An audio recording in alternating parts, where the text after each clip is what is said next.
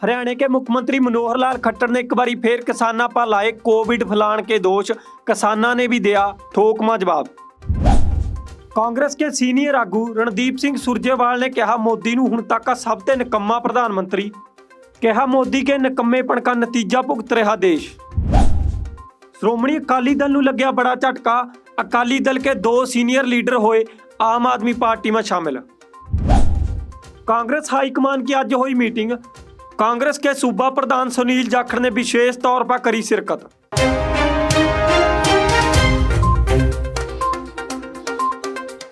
सत श्री अकाल जी, थमे देख रहे हो पुआधी टीवी। मैं धनवंत सिंह घमान लेकर हाजिर हाँ अज की पुआधी खबरां। सब तो पहला गल कर रहे हैं जी खट्टर सरकार की। हरियाणा के मुख्यमंत्री मनोहर लाल खट्टर ने किसानों पर एक बार फिर सवाल चुकया। मनोहर लाल खट्टर ने कहा कि धरने पर बैठे किसान कोरोना फैलने का बहुत बड़ा कारण बन रहे हैं, जिन्हों करके पिंडा में हुण मौत की दर बढ़ रही है। और दूजे पासा किसानों ने भी दिया खट्टर नूं ठोकमा जवाब। हरियाणा के मुख्यमंत्री मनोहर लाल खट्टर ने कल फिर एक बार किसानों पर निशाना साधते हुए कहा कि किसान अंदोलन में बैठे किसान कोरोना फैलने का बड़ा कारण बन रहे हैं, जिस करके हरियाणा के पिंडा में मौत दर बढ़ रही है। खट्टर ने कहा कि हज़ारों किसान एक थों पर इकट्ठे हुआ एक दूजे नूं मिला और कोरोना प्रोटोकॉलों की बिल्कुल भी पालना नहीं करते। दूजे पासा किसान आगुआं कनी ते खट्टर के ना झूठे दाव्यां की लगातार पोल खोली जा रही है। भारतीय किसान यूनियन उगराहां के जिला प्रधान मनजीत सिंह नियाल ने दस्या कि जिस तरह के प्रबंध किसान धरने में कोविड-19 ते बचने वास्ते करे गए हैं, उस तरह के प्रबंध शायद किते भारत की सरकार या खट्टर सरकार किते भी नहीं कर सकी। इस मुद्दे पर किसानां गल करी गलबात पा पेश आ पुआधी टीवी की खास रिपोर्ट।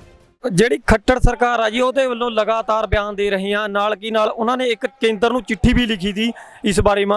ਉਹ ਕਹਾ ਵੀ ਜਿਹੜੇ किसान आ दिल्ली के धरने पर बैठे हो जब हरियाणा के पिंडा में आवा तो कोरोना स्प्रैड का कारण बन रहे हैं। वो कोरोना स्प्रैड का बहुत बड़ा कारण आ।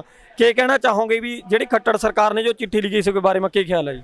जो खट्टर सरकार ने ये चिट्ठी लिखी है कि वहाँ धरने से जो लोग आ रहे हैं कोरोना है, जब जहाँ से हरियाणा क्रॉस करके जाते हैं लोग दिल्ली में, तो फिर जहाँ पर तो कोरोना उससे ज़्यादा होना चाहिए ना। पंजाब में तो कम है, लोग डिस्टेंस रख रहे हैं, अपने इन पर कोरोना नियमों की पालना कर रहे हैं। एक तो सरकार के साथ लड़ाई है, उधर से सरकार मार रही है।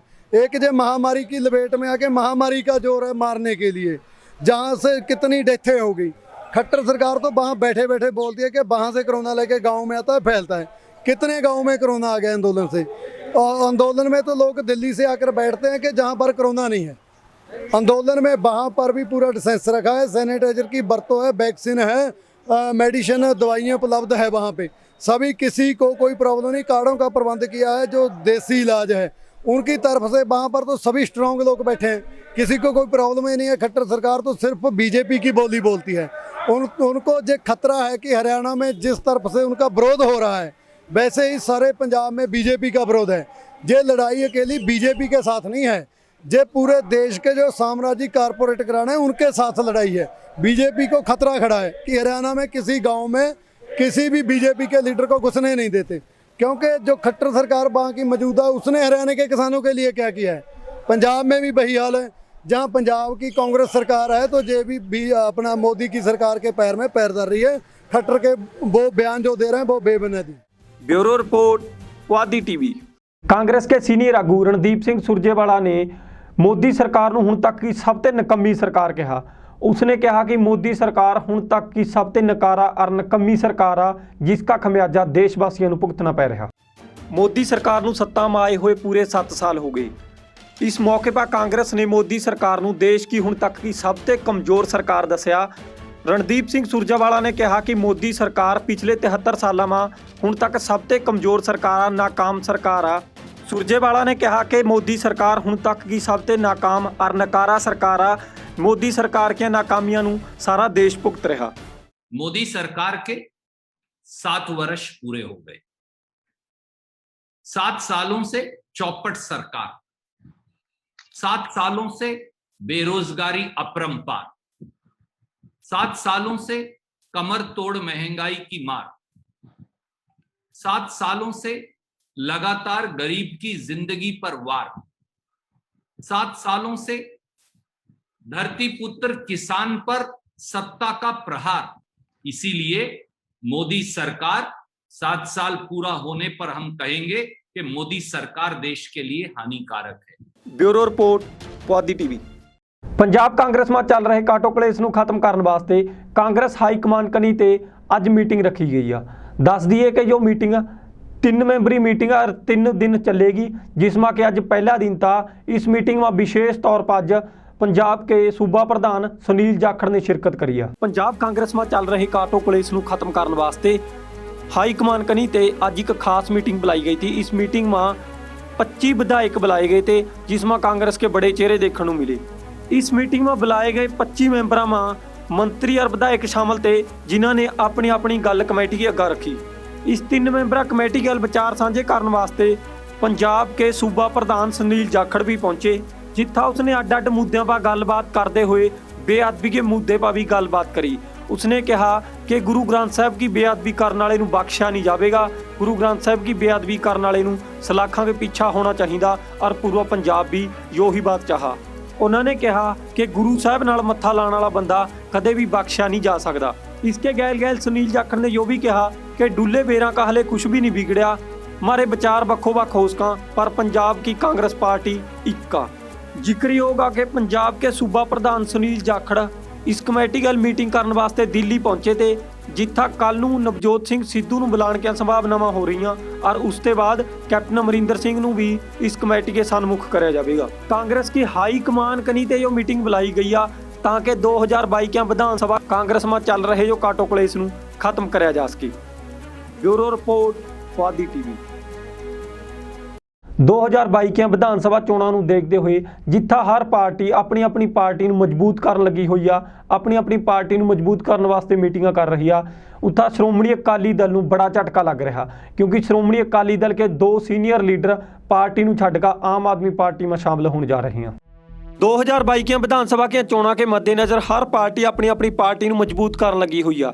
हर पार्टी के वर्कर अपनी पार्टी नूं मजबूत करने वास्ते मीटिंगां कर रहे हैं, जिसकी ताज़ा उदाहरण कांग्रेस में देखी जा सका, जिथा कि कांग्रेस ने अज 2022 के विधान सभा के चोणां के मद्देनज़र देखते हुए अपनी पार्टी में चल रहे नाराज़ लीडरां नूं आपस में एकजुट करने वास्ते मीटिंग रखी आ।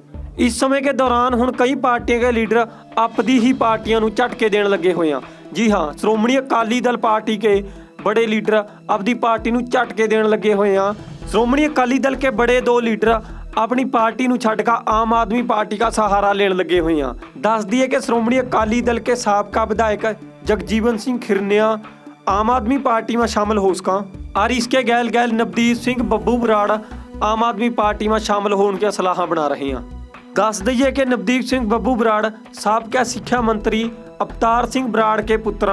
अवतार सिंह बराड़ जो कि 3 बारी कांग्रेस के विधायक रह चुके हैं, उन्होंने 2013 में कांग्रेस का हाथ छड्डकर कालियां में शामिल हो गए थे। Bureau report Puadhi TV. Shiromani Akali Dal के प्रधान सुखबीर सिंह बादल ने कोविड केयर सेंटर की शुरुआत करते हुए आज फिर अपने विरोधियों को रगड़िया। सुखबीर बादल ने पंजाब सरकार पर निशाना साधते हुए कहा कि पंजाब सरकार को सिर्फ अपनी कुर्सियां बचाने की फिक्र लगी हुई आ, उन्होंने पंजाब के लोगों की कोई फिक्र नहीं कि लोग किस तरह बीमारी के गैल मर रहे हैं या फिर लोगों का क्या हाल हो रहा। इसके गैल गैल सुखबीर सिंह बादल ने सुनील जाखड़ को भी रगड़िया और खेती के 3 कानूनों पर गल करते हुए प्रधानमंत्री नरेंद्र मोदी ने भी हुण तक का सब तो निकम्मा प्रधानमंत्री कहा। 15-20 दिन का पंजाब सरकार को बेनती करता रहे हैं कि हर ब्लॉक में 25 बैड का कोविड सेंटर बनाया जाए। जे यूथ अकाली दल बना सकता है, श्रोमणी गुरुद्वारा प्रबंधक कमेटी बना सकता, कई संस्था बना सकती हैं। पिछले 5-6 दिनों के अंदर 25-25 बैड के कोविड सेंटर पंजाब सरकार वास्ते 1 मिनट का काम है, पर नहीं अपनी लड़ाई दे विच जुझे है, अपनी कुर्सी बचाने लगे है। उन्होंने कोई दर्द नहीं, कोई परवाह नहीं, कोई इंजैक्शन वैक्सीनेशन का कोई उन्होंने कोई निशाना नहीं। अज जे कोई भी पंजाब का रेजिडेंट है, जे उन्होंने कोविड हो जाता, उन्होंने पता नहीं मैं किहड़ा टैलीफोन ते कित्थे डायल करा, किहनूं टैलीफोन करा, किहड़े सेंटर दा, कित्थे ऑक्सीजन है कित्थे नहीं है, कित्थे वेंटिलेटर है या नहीं है। लोकी अपने आप ही धक्के खांदे खांदे पहुँचते हैं। आ मौतां जिहड़ियां पंजाब च सारे सूबिਆਂ नालों सब तो ज़्यादा मौतां पंजाब च क्यों है? पंजाब की सरकार की नलैकी करके है। ਕਿਉਂਕਿ ਪੰਜਾਬ ਦੀ ਸਰਕਾਰ ਨੇ ਉਹ ਪ੍ਰਬੰਧ ਹੀ ਨਹੀਂ ਕੀਤਾ। ਇੱਕ ਬੜੀ ਸ਼ਰਮ ਦੀ ਗੱਲ ਹੈ ਕਿ ਇੱਕ ਦੂਜੇ ਸੂਬੇ ਦਾ ਮੰਤਰੀ ਆਪਣੇ ਸੂਬੇ ਦੀ ਲਾਂਨਤਾਮਾ ਕਰੇ ਕਿ ਗੁੰਡਾ ਟੈਕਸ ਆਪਣੇ ਪੰਜਾਬੀ ਜਿਹੜੇ ਕਾਂਗਰਸੀ ਲੈ ਰਹੇ ਹੈ ਰੇਤੇ ਤੇ। ਮੈਂ ਤੁਹਾਨੂੰ ਅੱਜ ਦੱਸਣਾ ਚਾਹਣਾ ਕਲੀਅਰਲੀ, ਮੈਂ ਪਹਿਲੇ ਵੀ ਕਿਹਾ ਸੀ, ਆ ਸਾਰੀ ਰੇਤ ਮਾਫੀਆ ਦਾ ਜਿਹੜਾ ਸਰਪ੍ਰਸਤ ਹੈ ਉਹ ਸੁਨੀਲ ਜਾਖੜ ਹੈ। ਉਹ ਪਠਾਨਕੋਟ, ਹੁਣ ਉਹਨੇ ਫਿਰੋਜ਼ਪੁਰ ਛੱਡ ਕੇ ਪਠਾਨਕੋਟ ਬੈਠਾ ਹੈ। ਆ ਸਾਰਾ ਰੇਤ ਮਾਫੀਆ ਜਿੰਨੇ ਕ੍ਰਸ਼ਰ ਹੈ ਸਾਰਿਆਂ ਨੂੰ ਕੰਟਰੋਲ ਉਹਨੇ ਆਪਣੇ ਹੱਥ 'ਚ ਕਰ ਲਿਆ। ਆਹੀ ਕਾਰਨ ਹੈ ਅੱਜ ਕੱਲ੍ਹ ਕੈਪਟਨ ਅਮਰਿੰਦਰ ਸਿੰਘ ਦਾ ਚੇਤਾ ਬਣਿਆ ਪਿਆ, ਕਿਉਂਕਿ ਉਹਨੂੰ ਪਤਾ ਹੈ ਜਿਸ ਦਿਨ ਮੈਂ ਪੰਗਾ ਲਾਉਂਗਾ ਤਾਂ ਮੇਰਾ ਗੁੰਡਾ ਟੈਕਸ ਖਤਮ ਹੋ ਜਾਊਗਾ। ਸੋ ਆ ਸਾਰਾ ਜਿੰਨਾ ਰੇਤ ਮਾਫੀਆ, ਤੁਸੀਂ ਫਿਰੋਜ਼ਪੁਰ ਚਲੇ ਜਾਓ, ਜੀਰੇ ਚਲੇ ਜਾਓ, ਸਾਰੇ ਐਮਐਲਏ ਲੱਗੇ ਆ। ਇੱਥੇ ਤੁਹਾਡਾ ਫਰੀਦਕੋਟ ਲੈ ਲਓ, ਜਿਹੜਾ ਤੁਹਾਡਾ ਇੱਥੋਂ ਦਾ ਜਿਹੜਾ ਕਾਂਗਰਸੀ ਹੈ ਸਭ ਤੋਂ ਵੱਡਾ ਰੇਤ ਮਾਫੀਆ। ਕੰਮ ਕਿਉਂ ਨਹੀਂ ਕਰ ਰਹੇ? 8 ਮਹੀਨੇ ਪਹਿਲੇ ਇਹਨਾਂ ਨੂੰ ਭੇਜੇ ਸੀ ਸੈਂਟਰ ਸਰਕਾਰ ਨੇ, 8 ਮਹੀਨੇ ਡੱਬਿਆਂ 'ਚ ਪਏ ਆ। ਕਿਤੇ ਇਹਨੇ ਖੋਲ੍ਹੇ 8 ਮਹੀਨਿਆਂ 'ਚ? ਜੇ 8 ਮਹੀਨੇ ਪਹਿਲੇ ਖੋਲ੍ਹ ਲੈਂਦੇ, ਜੇ ਕੋਈ ਕਮੀ ਹੁੰਦੀ ਠੀਕ ਕਰਾ ਲੈਂਦੇ ਜਾਂ ਰਿਪਲੇਸ ਕਰਾ ਲੈਂਦੇ। ਜਦੋਂ ਬਿਮਾਰੀ ਆ ਗਈ, ਮੈਨੂੰ ਤਾਂ ਡਰ ਹੈ ਜਿਹੜਾ ਤੀਜੀ ਵੇਵ ਆਊਗੀ, ਜਿਸ ਤਰੀਕੇ ਨਾਲ ਪੰਜਾਬ ਸਰਕਾਰ ਲੱਗੀ ਹੈ, ਬਹੁਤ ਵੱਡਾ ਨੁਕਸਾਨ ਹੋ ਸਕਦਾ ਹੈ। ਮੈਨੂੰ ਲੱਗਦਾ ਤੀਜੀ ਵੇਵ ਵਾਸਤੇ ਤਾਂ ਆਪਾਂ ਨੂੰ NGO ਨੂੰ ਤੇ ਸਾਰੀਆਂ ਸੰਸਥਾ ਨੂੰ ਲੜਾਈ ਲੜਨੀ ਪੈਣੀ ਹੈ। ਕਾਂਗਰਸ ਦਾ ਕੋਈ ਭਰੋਸਾ ਨਹੀਂ। ਬੜੇ ਸਪਸ਼ਟ ਸ਼ਬਦਾਂ ਨਾਲ ਨਿੰਦਾ ਕਰਨਾ ਚਾਹਣਾ ਦੇਸ਼ ਦੇ ਪ੍ਰਧਾਨ ਮੰਤਰੀ ਦੀ। ਮੈਂ ਕਹਿੰਦਾ ਕਿ ਸਭ ਤੋਂ ਫੇਲ ਪ੍ਰਧਾਨ ਮੰਤਰੀ, ਜੇ ਹੁਣ ਇੰਨੇ ਪ੍ਰਧਾਨ ਮੰਤਰੀ ਬਣੇ, ਸਭ ਤੋਂ ਫੇਲ ਆ ਰਿਹਾ। ਇੱਕ ਵੀ ਕੋਈ ਫੈਸਲਾ ਕੋਈ ਇਹ ਜਿਹਾ ਨਹੀਂ ਜਿਹਦੇ ਨਾਲ ਆਪਾਂ ਸ਼ਲਾਘਾ ਕਰ ਸਕੀਏ। ਤੇ ਆ ਜਿਹੜੀ ਕਿਸਾਨ ਵਿਚਾਰੇ ਲਗਾਤਾਰ ਸੰਘਰਸ਼ ਕਰ ਰਹੇ ਹੈ, ਗੱਲ ਕਰਨ ਨੂੰ ਤਿਆਰ ਨਹੀਂ। ਇਹ ਤੋਂ ਮਾੜੀ ਗੱਲ ਕੀ ਹੋ ਸਕਦੀ ਹੈ ਕਿ ਡੈਮੋਕ੍ਰੇਸੀ ਵਿੱਚ ਗੱਲ ਹੀ ਨਾ ਕਰੋ। ਕਿਸਾਨਾਂ ਨੇ, ਜਥੇਬੰਦੀਆਂ ਨੇ, ਸਾਰੇ ਚਿੱਠੀ ਵੀ ਲਿਖੀ, ਅਸੀਂ ਗੱਲ ਕਰਨ ਨੂੰ ਤਿਆਰ ਆ, ਪਰ ਨਹੀਂ। ਜੋਤੀਆਂ ਜੀ ਅੱਜ ਦੀਆਂ ਪੁਆਧੀ ਖਬਰਾਂ, ਕੱਲ ਨੂੰ ਫੇਰ ਮਿਲਾਂਗੇ ਨਵੀਆਂ ਔਰ ਤਾਜ਼ਾ ਖਬਰਾਂ ਕੀ ਗੈਲ। ਤਦ ਤੱਕ ਤੁਸੀਂ ਜੁੜੇ ਰਹੋ ਪੁਆਧੀ ਟੀਵੀ ਕੇ ਗੈਲ। ਸਤਿ ਸ੍ਰੀ ਅਕਾਲ।